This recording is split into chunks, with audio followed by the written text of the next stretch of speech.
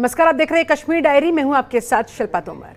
National conference प्रमुख फारूक अब्दुल्ला ने संयुक्त विपक्ष की ओर से राष्ट्रपति पद के उम्मीदवार के तौर पर विचार के लिए अपना नाम वापस लेने की घोषणा कर दी। उन्होंने विपक्ष को झटका देते हुए ऐलान किया कि मैं राष्ट्रपति चुनाव 2022 के लिए संभावित संयुक्त विपक्षी उम्मीदवार के रूप में अपना नाम वापस ले रहा हूं। उन्होंने कहा कि मेरी प्राथमिकता जम्मू कश्मीर है, राष्ट्रपति का पद नहीं।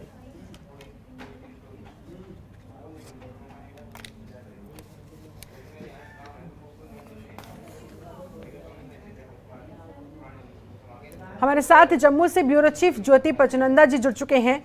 ज्योति जी, फारूक अब्दुल्ला ने ये जो विपक्ष को दिया है बड़ा झटका, इसका कितना असर होता हुआ, क्या कुछ इसका इम्पैक्ट पड़ता हुआ?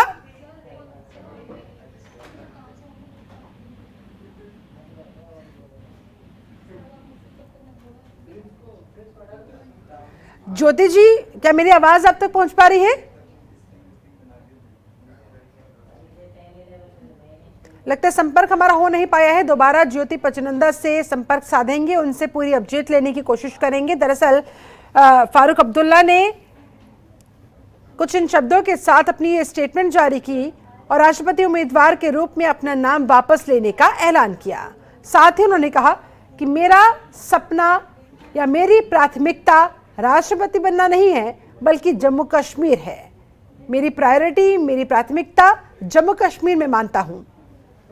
ज्योति पचनंदा हमारे साथ ब्यूरो चीफ जुड़ चुके हैं। ज्योति जी, राष्ट्रपति उम्मीदवार के रूप में अपना नाम वापस लेने के साथ ही ये कितना बड़ा झटका फारूक अब्दुल्ला की तरफ से विपक्ष को? देखिए, फारूक अब्दुल्ला ने आज उन्होंने आज एक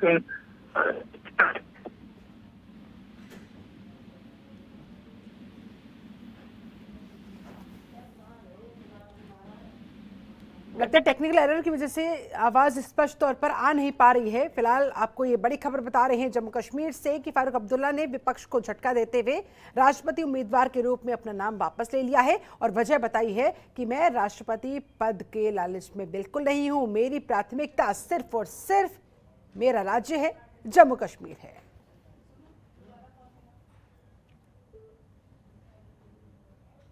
वहीं पुलवामा जिले के पंपोर इलाके में पुलिस सब इंस्पेक्टर की आतंकवादियों ने गोलियों से भूनकर हत्या कर दी।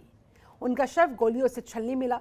सुरक्षा बलों ने आतंकवादियों की तलाश शुरू कर दी है। बता दें कि सब इंस्पेक्टर फारूक अहमद मीर शुक्रवार को अपने घर छुट्टी पर गए हुए थे, जहां पर देर शाम को पंपोर के संबूरा में उन पर हमला हुआ और फारूक अहमद मीर का शव उनके घर के पास धान के खेतों से मिला। पुलिस ने फिलहाल मामला दर्ज कर लिया है, जांच भी शुरू कर दी गई है। एसआई को इस तरह से आतंकवादियों ने मौत के घाट उतारा।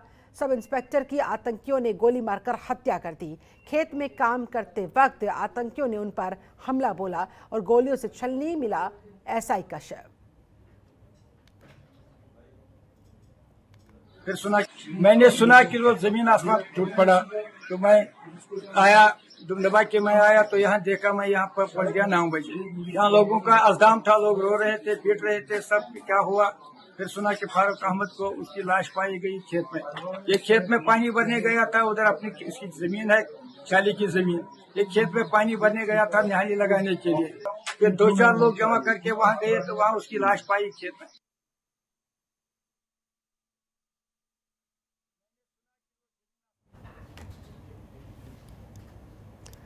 ज्योति पचनंदा हमारे साथ ब्यूरो चीफ एक बार फिर से जुड़ गए हैं।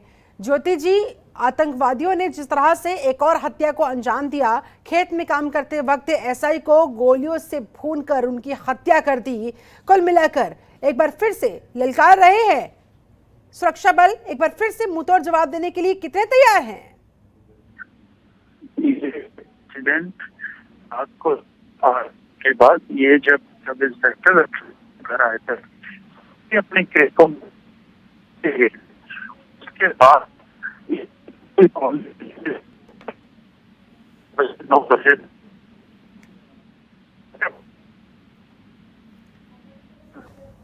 शुक्रिया आपका ज्योति जी इस पूरी बातचीत के लिए, जानकारी के लिए। और अब बात अमरनाथ यात्रा की। इस महीने से ही 30 जून से अमरनाथ यात्रा शुरू होने जा रही है। यात्रा के शुरू होने से पहले पंचतरणी, पवित्र गुफा और उसके आसपास के इलाकों में हल्की बर्फबारी हुई, जिससे अमरनाथ गुफा में जमीन पर 1 से 2 इंच तक बर्फ एकत्रित जमा हो गई। इस बीच कश्मीर घाटी के मैदानी इलाकों में बारिश हुई, तापमान में गिरावट दर्ज की गई। बता दें, मौसम विभाग के अनुसार मौसम अनिश्चित है और 21 जून तक ऐसा ही चलता रहेगा। वहीं बालटाल के पास कैंप कर रहे एक अधिकारी ने बताया कि तीर्थयात्रियों के लिए तमाम इंतजामात यहां पर पुख्ता कर लिए गए हैं।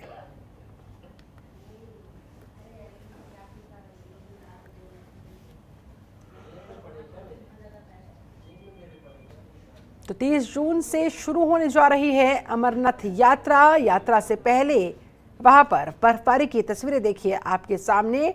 अमरनाथ की पवित्र गुफा में भी बर्फबारी हुई। बर्फबारी की वजह से वहां पर 1 से 2 इंच तक बर्फ जमा हो गया। मौसम खुशनुमा बना हुआ है, बारिश का मौसम बना हुआ है, बर्फबारी का मौसम बना हुआ है और अभी ये कुछ दिन मौसम विभाग के मुताबिक यूं ही जारी रहने वाला है।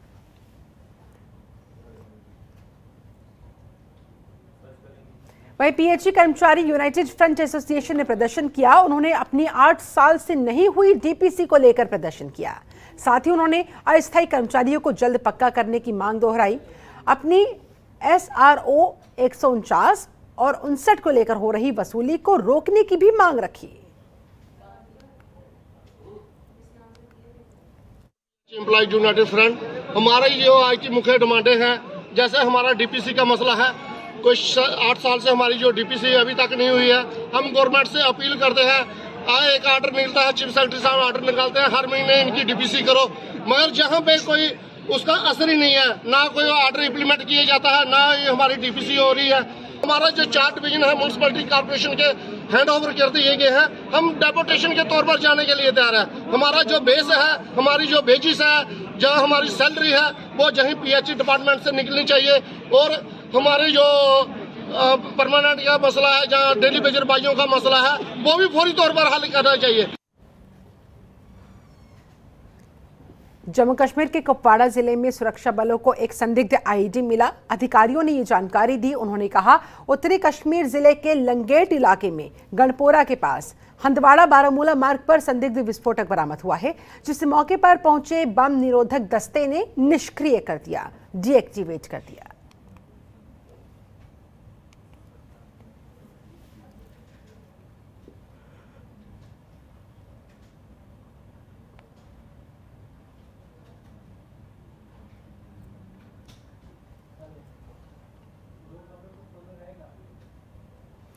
उधर भारतीय सेना की 15 गढ़वाल राइफल्स ने शोपिया में शेख अहमद करीम जियारत का जीर्णोद्धार किया, जिसमें 15 गढ़वाल राइफल्स के सैनिकों ने प्रचलित प्रामाणिक और जातीय सूफी संस्कृति को श्रद्धांजलि दी।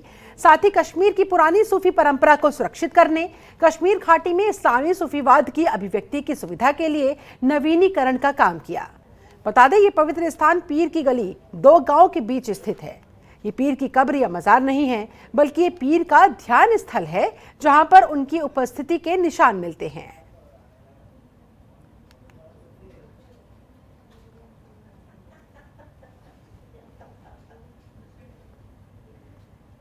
श्रीनगर एयरपोर्ट रोड पर सड़क हादसे में सेना का कैस्पर वाहन पलट गया और इस हादसे में सेना का एक जवान घायल हो गया, जिसे इलाज के लिए नजदीकी अस्पताल में भर्ती करवाया गया।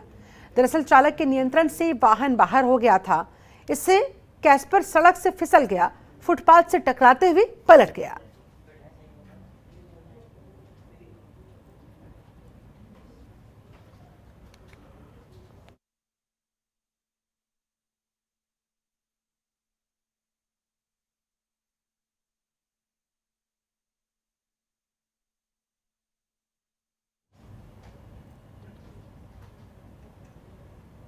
उधर अग्निपथ योजना को लेकर देश भर में बवाल मचा हुआ है। जम्मू में युवाओं में आक्रोश देखने को मिल रहा है। बड़ी संख्या में युवा कुंजवानी चौक पर पहुंचे, एकत्रित हुए। मोदी सरकार के खिलाफ जमकर नारेबाजी की गई।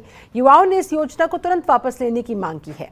मौके पर पहुंची पुलिस टीम ने युवाओं को समझाने की कोशिश की, लेकिन प्रदर्शनकारी अपनी मांग पर अड़े रहे। इस बीच युवाओं और पुलिस के हल्की धक्का मुक्की की भी खबरें सामने आई। पुलिस ने कुछ प्रदर्शनकारियों को हिरासत में भी लिया।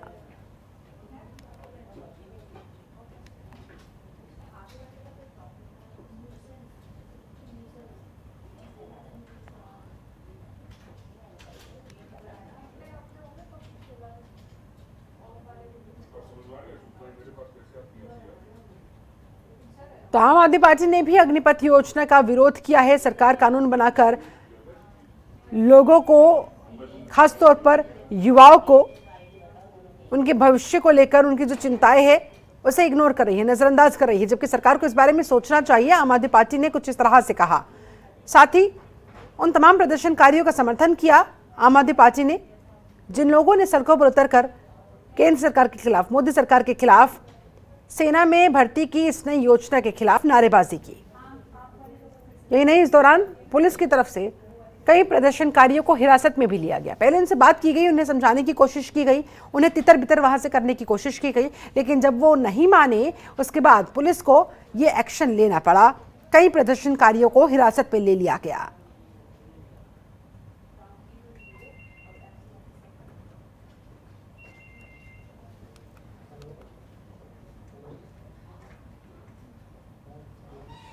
अग्निपथ योजना को लेकर जहां कांग्रेस पार्टी ने प्रदर्शन किया, तो वहीं अब आम आदमी पार्टी ने भी इस योजना की आलोचना की है। आम आदमी पार्टी की तरफ से हर्षदेव सिंह ने प्रेस कॉन्फ्रेंस कर कहा कि बीजेपी सरकार कानून बनाकर लोगों पर मढ़ना चाहती है, चाहे वो जीएसटी हो, चाहे वो किसान बिल हो, नोटबंदी हो, या फिर अब ये अग्निपथ योजना ही क्यों ना हो। जो ठेके के ऊपर फौज बनाने की कोशिश की जा रही है, ये निंदनीय है। इससे पहले कि बहुत देर हो जाए, इसको वापस लिया जाना चाहिए। पहले भी इस किस्म के फैसले जो हैं वो सरकार द्वारा लिए जाते रहे हैं और जबरदस्ती लोगों के ऊपर थोपे जाते रहे हैं। चाहे वो नोटबंदी का फैसला था, चाहे वो जीएसटी का फैसला था, चाहे वो किसानों के लिए कानून बनाने का फैसला था। जब कानून किसानों के लिए बन रहा था तो किसानों ने उस वक्त भी उसका एतराज किया पहले दिन से, और यह कहा था कि इस फैसले को आपको वापस लेना होगा। लेकिन सरकार ने 1 साल के बाद उनसे माफी मांगी, और उस वक्त मांगी जब 750 किसान शहीद हो चुका था और बहुत भारी नुकसान देश का हो चुका था। आज भी हम ये कहना चाहते हैं कि अभी वक्त है कि इसको वापस ले लीजिए, क्योंकि ऐसा ना हो कि बहुत ज्यादा नुकसान हो चुका हो और उसके बाद आप इसको वापस लें। ब्रेक के बाद बहुत स्वागत है आपका। आप देख रहे हैं कश्मीर डायरी। देश में जहां हर तरफ अग्निपथ योजना का विरोध हो रहा है, तो वहीं जम्मू के सांबा में भी इस योजना के खिलाफ प्रदर्शन किया गया। इस पर सांबा के सरपंच लबलू समयाल ने कहा कि अग्निपथ पहले विधायकों पर लागू होनी चाहिए, उसके बाद सांसदों पर, फिर जाकर जवानों पर। साथ ही उन्होंने चेतावनी भी दी कि अगर जल्द से जल्द इस योजना पर रोक नहीं लगाई गई तो यह आंदोलन राष्ट्रीय स्तर तक पहुंचाया जाएगा। उन्होंने सेना के लिए शारीरिक प्रशिक्षण पास कर चुके उम्मीदवारों का एग्जाम कराने की भी मांग की।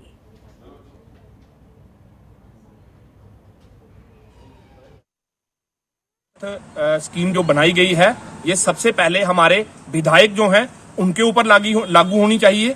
इसी के साथ हमारे जो सांसद हैं उनके ऊपर लागू होनी चाहिए। सबसे पहले अग्नि विधायक बनने चाहिए, उसके बाद अग्नि सांसद बनने चाहिए। इसी के साथ में जिस तर्ज के ऊपर इजराइल की तरह, रूस की तरह या अमेरिका की तरह ये जो बनाए जा रहे हैं, उन्हीं की तरह इन विधायक, इन सांसदों की भी एक ही टेन्योर होना चाहिए। इनको भी एक ही मौका मिलना चाहिए देश की सेवा करने वाले का। बाकी लोगों को भी ये सेवा मौका मिलना चाहिए। जो आर्मी में हमारे लोग जॉब कर रहे हैं डिफेंस की, अगर उनकी पेंशन बंद की जा रही हैं तो इन लोगों की पेंशन भी माननीय प्रधानमंत्री जी ने बंद करनी चाहिए।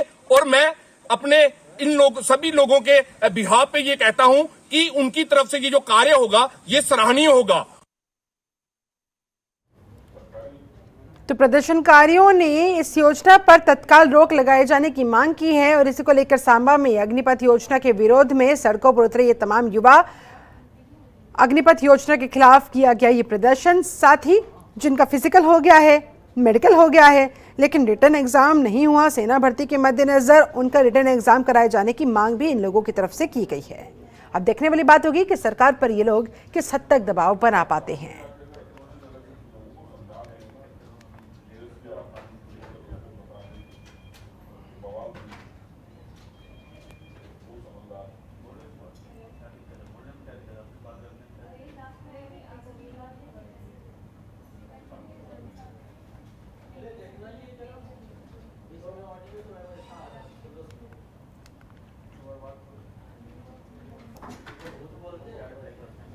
अग्निपथ योजना को लेकर जिस तरह से देश के हर राज्य से विद्रोह की तस्वीरें सामने आ रही है, उसी तरह जम्मू भी इससे अछूता नहीं रहा। जम्मू से भी ऐसी ही तस्वीरें। एक तरफ तो सेना के उम्मीदवार सड़कों पर उतरकर प्रदर्शन कर रहे हैं, तो दूसरी तरफ सरकार को घेरने की तैयारी में विपक्ष पूरी तरह से जुटा हुआ है। यूथ कांग्रेस NSUI के नेता विजय भानु चिब और सनी परिहार ने अग्निपथ योजना का विरोध करते अपने अपने कार्यकर्ताओं के साथ प्रदर्शन किया। तस्वीरें देखिए आपके सामने। और अग्निपथ योजना को वापस लेने की मांग पर जोर दिया।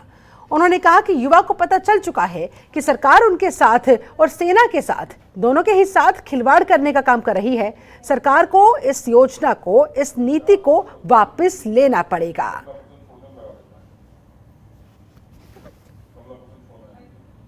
तो युवाओं के आक्रोश के साथ कांग्रेस की NSUI खड़ी हुई। NSUI ने भी यहां पर प्रदर्शन किया, अग्निपथ योजना को लेकर विरोध जताया। इन्होंने कहा है कि सरकार को ये योजना वापस लेनी पड़ेगी।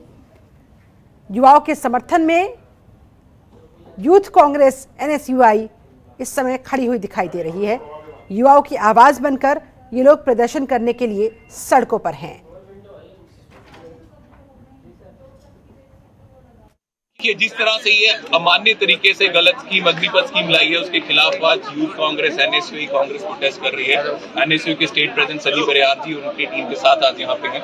हम सिर्फ ये कहना चाहते हैं, जिन अनएम्प्लॉयड यूथ के लिए आप ये चीज ला रहे हो, ये स्कीम ला रहे हो, वो आज सड़कों में है, क्योंकि वो जानता है कि इस स्कीम के बाद 4 लाख अगर भर्तियां होंगी, उसमें से 3 लाख आप 4 साल के बाद बाहर निकाल दोगे। वो 3 लाख कहाँ जाएगा?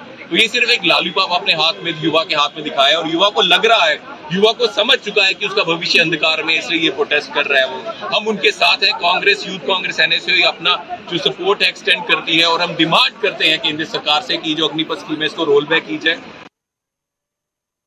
तो डिमांड करने की बात यहां पर रखी गई है। युवा समझ चुके हैं कि उनका भविष्य अंधकार में है, ये योजना उनके लिए सही नहीं है, और इसी बात को लेकर युवा सड़कों पर उतरे हुए हैं। और उनके समर्थन में यूथ कांग्रेस NSUI भी प्रदर्शन करती हुई। अग्निपथ योजना को लेकर ये विद्रोह प्रदर्शन, ये नारेबाजी केंद्र सरकार के खिलाफ, मोदी सरकार के खिलाफ जमकर की गई। और मांग वही कि जो 4 साल की भर्ती प्रक्रिया की ये योजना लाई गई है, जिसका नाम अग्निपथ योजना रखा गया है, इसे सरकार को वापस लेना चाहिए। ये युवाओं के हित में, उनके भविष्य के हित में बिल्कुल नहीं है, बल्कि जो लोग सेना में भर्ती होना चाहते हैं, 4 साल की मात्र नौकरी सुनने के बाद कहीं ना कहीं वो डिमोटिवेट होंगे। इस बात का भी ख्याल सरकार को करना चाहिए था, लेकिन सरकार ने किया नहीं। इस वजह से इन लोगों ने मांग की कि ये योजना तत्काल वापस होनी चाहिए। युवाओं की भी यही मांग है, और युवाओं की आवाज के साथ कांग्रेस की NSUI यूथ कांग्रेस टीम भी खड़ी हुई दिखाई दे रही है।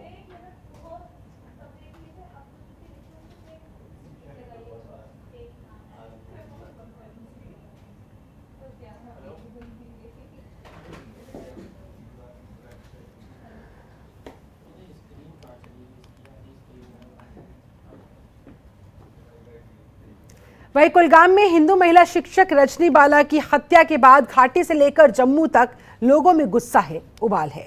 बुधवार को सांबा में लोगों ने नेशनल हाईवे को जाम कर दिया, प्रदर्शन किया। मंगलवार शाम को रजनी का शव लेकर कुलगाम से उनके पति राजकुमार अपने निवास स्थान पहुंचे। उनके अंतिम संस्कार से पहले लोगों ने राष्ट्रीय राजमार्ग पर पहुंचकर जमकर प्रदर्शन भी किया।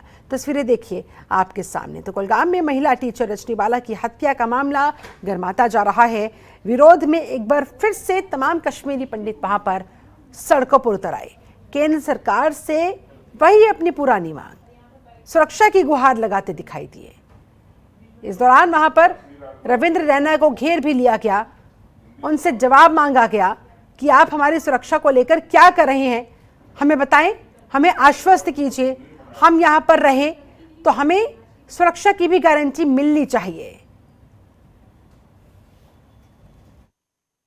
पिछले 15-18 साल से 20 साल से बहुत सारे ऐसे सरकारी मुलाजिम हैं जो कश्मीर के अलग अलग एरियाज में काम करते हैं और वहाँ अपनी सेवाएं दे रहे हैं, वहाँ के बच्चों को पढ़ा रहे हैं, वहाँ की लोगों की खिदमत कर रहे हैं, वहाँ के लोगों को सुविधाएं प्रदान करने में अपनी वो पूरा प्रयास कर रहे हैं। लेकिन एक बड़ी साजिश है, इस टारगेटेड किलिंग्स, इस मॉडस ऑपरेंडी जो इन पाकिस्तान के आतंकवादियों की है, उनका टारगेट है कि कश्मीर के अंदर जो हिंदू समुदाय के लोग हैं, चाहे वो कश्मीरी पंडित हैं या डोगरे, उनको निशाना बनाकर एक डर का माहौल बनाने की वो साजिश कर रहे हैं, ताकि ये वही निजाम मुस्तफा का नारा जो उन्होंने 90 में दिया था, फिर से वही चाहते हैं। ये लोग चाहते हैं कि कश्मीर घाटी से जो बचे खुचे वहाँ हिंदू समाज के लोग हैं, जो पंडित हैं, या जो जम्मू से गेट डोगरा समाज के लोग हैं, वो वहाँ से छोड़ के वो भी वहाँ से पलायन करें।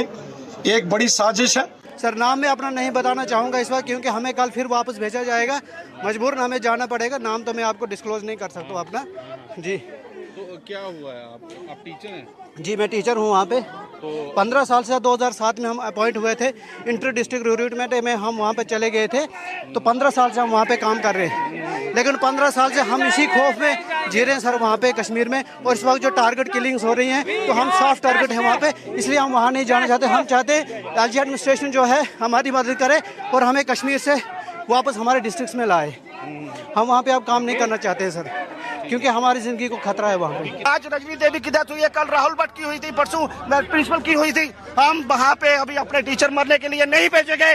ये हमारी पूरी तरह से हमने कह दिया है कि हम आप एक भी टीचर वहाँ पे अभी नहीं भेजेंगे। रातों रात हमारे टीचर भागे हुए हैं, रातों रात हमारी लेडीज टीचर वहाँ पे भाग गई है। फार फ्लंग एरिया में लगाया हुआ उनको। कितने लोग होंगे एम्प्लॉय? वहाँ पे 4000 के करीब हमारे टीचर, जो डोगरा टीचर जो हमारे 4000 के विभिन्न कब से हुई है वहाँ? 2007 से है वहाँ पे। अभी तक ट्रांसफर कोई ट्रांसफर पॉलिसी नहीं इनकी बनाई। मैरिज ग्राउंड पॉलिसी थी, लेकिन इन्होंने तब भी वापस नहीं लाया उनको, तब भी वापस नहीं लाया। मैरिज ग्राउंड के बेस पे नहीं लाया। क्या कितने टीचर वापस लौटे? सारे टीचर वापस आ गए, सभी पहुंच गए। हमारे दिल्ली के टीचर हैं, सभी आ गए। ये चेहरा डरे हुए लोग हैं, रातों रात पहुंचे हैं। चलिए, इसी के साथ कश्मीर डायरी में फिलहाल बस इतना ही। आप बने रहे जनतंत्र टीवी के साथ। नमस्कार। खबरों के निष्पक्ष विश्लेषण के लिए सब्सक्राइब करें Jantantra TV and press the bell icon. Never miss any update.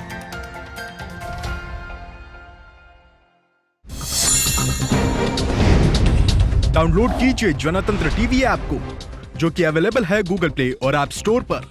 अधिक जानकारी के लिए अभी डाउनलोड करें।